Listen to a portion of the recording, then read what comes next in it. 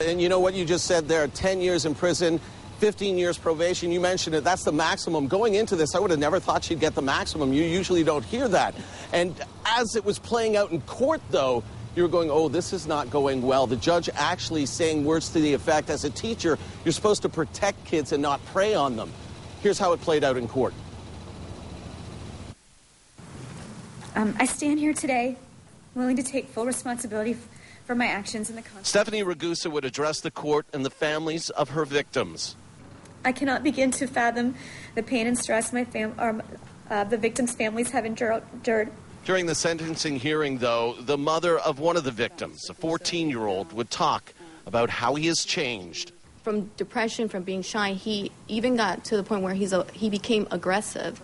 A voice conversation recorded between Stephanie Ragusa and that same 14-year-old would indicate, according to the state, that Ragusa knew exactly what she was doing. It's one of the things that when it comes to crimes involving minor children under the age of 18, there's no statute of limitations. The defense would bring in a Hillsborough County jail psychiatrist who would testify that Stephanie Ragusa was bipolar and she suffered from borderline personality disorder.